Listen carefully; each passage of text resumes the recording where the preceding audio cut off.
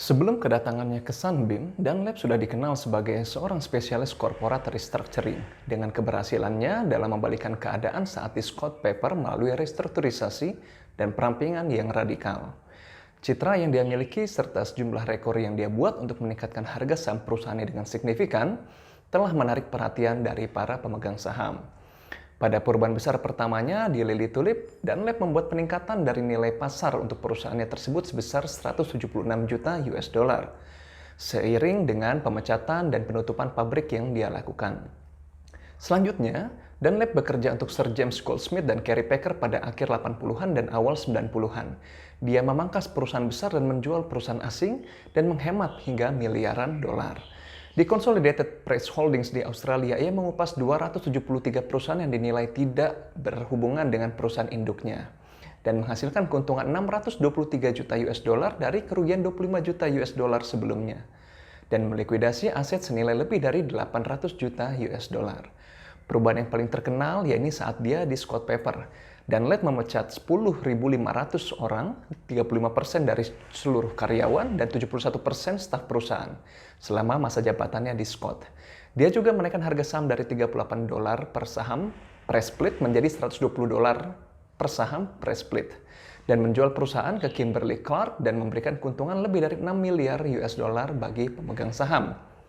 Sunbeam Board mempekerjakan Dunlap untuk membalikan keadaan di perusahaan tersebut pada tahun 1996 dengan harapan dia dapat memberikan efek yang sama seperti halnya dia lakukan saat di Scott Paper pada tahun 94 sampai 95. Bahkan tepatnya hanya kurun waktu 20 bulan dia melakukannya. Bagi Dunlap, dia memegang prinsip bahwa perampingan perusahaan harus dilakukan secara cepat dan hanya dilakukan sebanyak satu kali untuk mencegah terbentuknya kultur paranoid antar karyawan. Dia mengatakan, do it once, do it severe, and get it over with. If you have to go back a second time, you've made a mistake. Tujuan utama dari rencana perampingan yang dilakukan oleh Dunlap adalah menciptakan nilai bagi para shareholder perusahaan. Dia bahkan secara lantang menyampaikan bahwa hanya satu yang dia pedulikan, yaitu adalah para shareholder, bukanlah stakeholder. Lantas, apa perbedaan antara shareholder dan stakeholder? Berikut akan dijelaskan melalui video ini. Shareholder and stakeholder may sound similar, but they have different meanings. In a nutshell, 1. Shareholders are simply people or entities that own at least one share in a company, so the term is quite specific. 2. Stakeholders is a broader term which describes people or entities that in one way or another are interested in how well or poorly a company performs because they're affected by that performance. For example, A. Employees of the company who might lose their jobs if it doesn't do well. B. Suppliers of the company who might lose a valuable customer if the company goes out of business. C. Lenders, so those the company borrowed money from, who might lose that money if the company goes belly up. D. Customers who need the products or services the company sells. And as you might have suspected, also E. Shareholders, because the value of their shares as well as dividend payments fluctuate based on how things are going with the company. As a conclusion, an important observation arises. All shareholders are stakeholders, but not all stakeholders are shareholders. Terdapat banyak dampak yang ditimbulkan melalui perampingan yang dilakukan oleh Dunlap. Selain keluhan dari banyaknya karyawan yang harus kehilangan pekerjaan, supplier dan komunitas di sekitar perusahaan juga banyak yang terdampak. Namun Dunlap berkilah bahwa apa yang dia lakukan adalah untuk kebaikan perusahaan. Dia mengatakan bahwa dia bisa saja melakukan perampingan seperti hal yang dilakukan pada umumnya. Namun, apabila dia melakukan hal tersebut, maka tidak ada perubahan yang akan terjadi. Lagi pula, dia berkata, siapa yang mau merekrut Mr. Nice Guy untuk dapat membalikan kondisi perusahaan besar yang sedang terjatuh?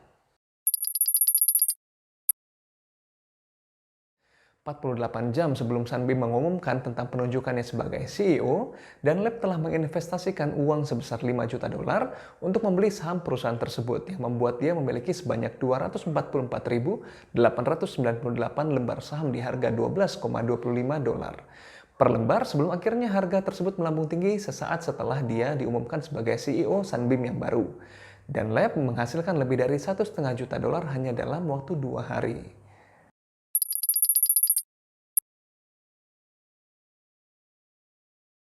Pada bulan Maret 1998, Sunbeam melakukan akuisisi dengan membeli 3 perusahaan, yaitu adalah Coleman, First Alert, dan Signature Brands, the makers of Mr. Coffee. Meskipun sulit untuk mengidentifikasi setiap langkah yang mungkin dapat menyebabkan kejatuhan dari Dunlap di Sunbeam, namun banyak yang merujuk kepada dua peristiwa. Yang pertama adalah akuisisi 3 perusahaan yang bermasalah, dan yang kedua adalah pemilihan strategi pemasaran yang disebut dengan pembelian awal atau program build and hold untuk panggangan gas dan produk musiman lainnya. Nah, hal ini menyebabkan seolah penjualan itu terjadi secara signifikan, sehingga terlihat bahwa Dunlap bukan hanya sukses dalam memangkas biaya pengeluaran, namun juga sukses untuk meningkatkan penjualan. Sehingga pada bulan Maret, Sunbeam mencapai harga jual saham tertinggi sepanjang sejarah, yaitu adalah $53 per lembar saham. Peningkatan harga saham perusahaan ini tidaklah bertahan lama, di mana nilai tersebut terus-menerus menurun secara signifikan sejalan dengan sejumlah proses yang terjadi. Diawali dengan adanya pernyataan dari Sunbeam bahwa pendapatan perusahaan pada kuartal pertama justru berada jauh di bawah estimasi perusahaan.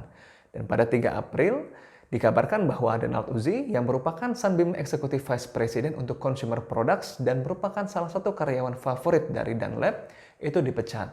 Di hari itu juga, Sunbeam mengumumkan kerugian di kuartal tersebut dan harga sahamnya turun hingga 25%. Beberapa hari kemudian, Dunlap mengadakan board meeting. Dalam meeting tersebut, Dunlap tampak marah saat ada yang menanyakan tentang bagaimana perkembangan kuartal kedua. Apakah kita dapat menggandakan nilai saham perusahaan seperti yang kita katakan sebelumnya? Dunlap menyampaikan bahwa BOD tidak berhak untuk menghakimi kinerjanya hanya melalui kuartal pertama. Dia bahkan memberikan ultimatum pada jajaran BOD, yakni apabila kita tidak mendapatkan dukungan yang seharusnya kita dapatkan, maka saya dan Ras sebagai CFO akan pergi. Hal ini sontak membuat jajaran BOD kaget, karena tidak ada yang menekankan bahwa dia harus mengundurkan diri. Keputusan ini justru membuat jajaran BOD melakukan investigasi mendalam tentang apa yang menjadi alasan dibalik keinginan Dunlap untuk mengundurkan diri. Dan pada akhirnya diketahui bahwa Dunlap dan Ras telah salah memperhitungkan mengenai dampak finansial yang dialami Sunbeam saat itu, bahwa sebenarnya Sunbeam tengah dilanda krisis finansial. Sehingga pada rapat yang selanjutnya diadakan pada 13 Juni 1998, jajaran BOD dengan suara bulat melakukan pemecatan kepada Dunlap dan kepada Ras beberapa hari setelahnya.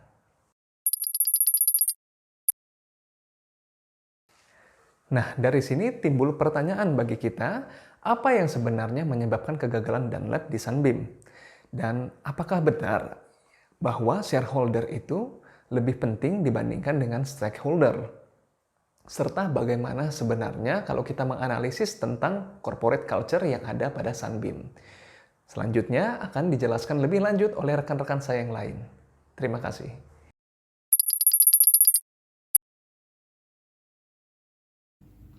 Oke, selanjutnya yang akan kita bahas adalah terkait corporate culture.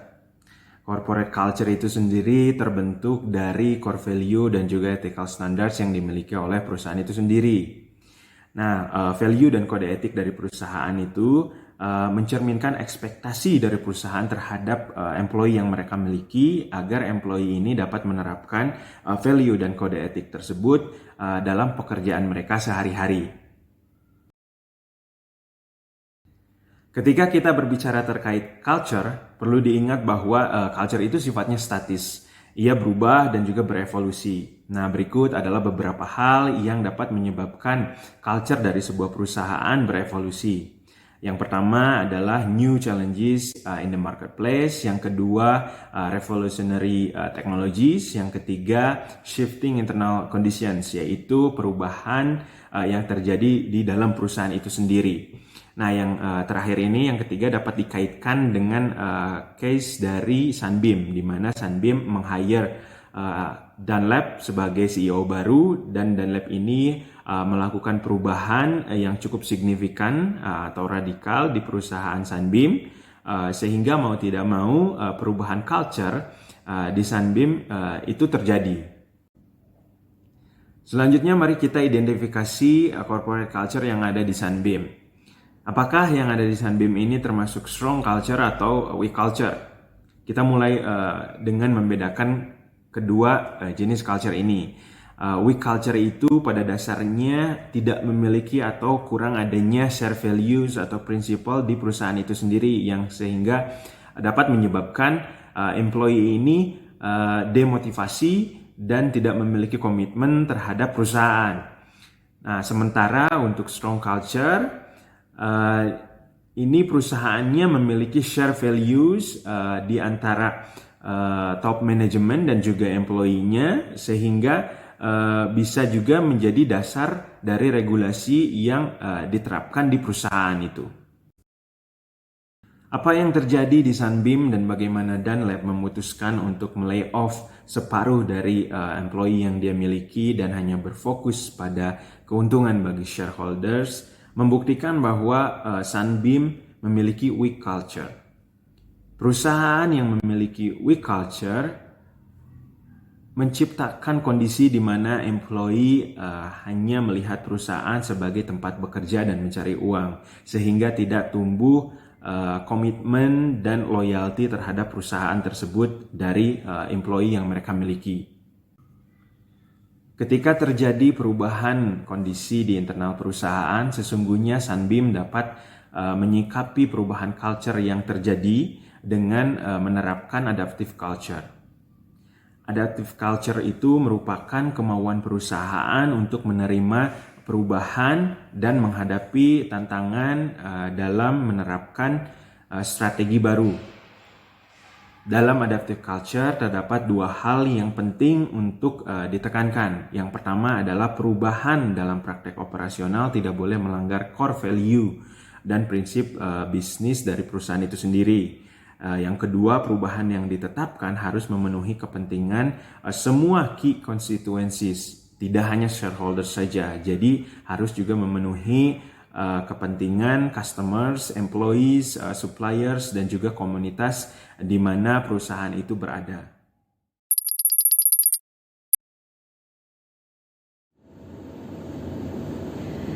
Dunlop memperjuangkan dirinya sebagai penyelamat pemegang saham. Dia tidak menyukai model stakeholder, di mana manajer bertanggung jawab kepada karyawan, masyarakat, dan lain-lain, dan bukanlah bertanggung jawab kepada shareholder. Namun, pada kondisi ini, Dunlop dianggap tidak menciptakan nilai. Dia hanya mendistribusikan kembali pendapatan dari karyawan dan masyarakat kepada pemegang saham. Dunlop percaya bahwa para manajer harus selalu mengaitkan kompensasi mereka dengan kinerja. Lalu apa efek dan konsekuensi yang didapat atas keputusan yang sudah dia buat yang begitu dramatis ini? Pertama, karyawan dan manajemen akhirnya memiliki semangat kerja yang drastis menurun dan mempengaruhi kinerja yang mereka berikan. Yang kedua, bisnis partner sudah mulai galau akan kepastian bisnis mereka ke depannya. Yang ketiga, customer sudah mulai ragu akan kualitas produk yang mereka dapatkan ke depannya. Tentunya, pemerintah pun sudah mulai khawatir akan tingginya masyarakat yang tidak bekerja. Terakhir, bondholder mulai bisa membaca bahwa resiko peluang perusahaan ini semakin membesar.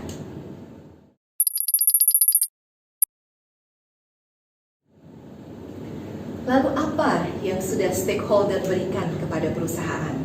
Yang pertama, sebagai karyawan dan manajemen, mereka sudah memberikan performa terbaik, selalu melakukan efisiensi di setiap waktu. Yang kedua, bisnis partner. Selama ini, bisnis partner yang ada pun memberikan garansi delivery quality untuk mensupport proses produksi di perusahaan berjalan dengan lancar. Yang ketiga adalah customer. Customer sudah memberikan loyaltinya kepada perusahaan selama ini.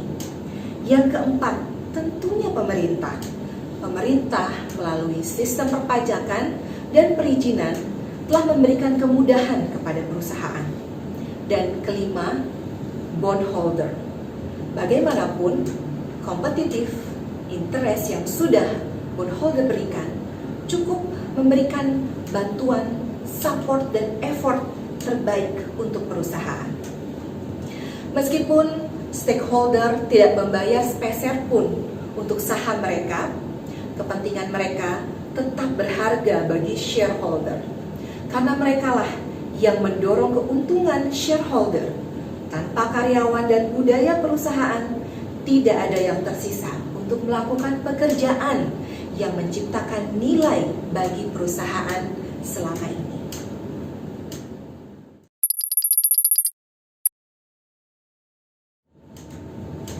Kemudian apa pelajaran yang bisa kita petik dari stakeholder versus shareholder? Yang pertama, perusahaan harus membuat pernyataan visi dan misi atau pernyataan nilai-nilai yang kondusif bagi keberhasilan perusahaan. Tidak vulgar atau begitu mencolok dalam tujuan menciptakan lebih banyak laba dan nilai bagi pemegang saham. Karena tentu saja jika pernyataan misi bertentangan dengan keuntungan, maka perusahaan tidak dapat menjalankan bisnisnya. Diharapkan pernyataan misi dan visi adalah sesuatu yang mendefinisikan nilai-nilai inti yang penting bagi budaya perusahaan, seperti fokus pada inovasi, quality, dan lain sebagainya. Pemangku kepentingan harus diberi kompensasi sesuai dengan kinerjanya. Beri mereka hibah opsi. Dengan begitu, nilai yang mereka ciptakan sebagian dikembalikan kepada mereka juga. Hak mereka termasuk hak untuk mendapatkan kompensasi yang adil atas nilai yang mereka ciptakan untuk perusahaan.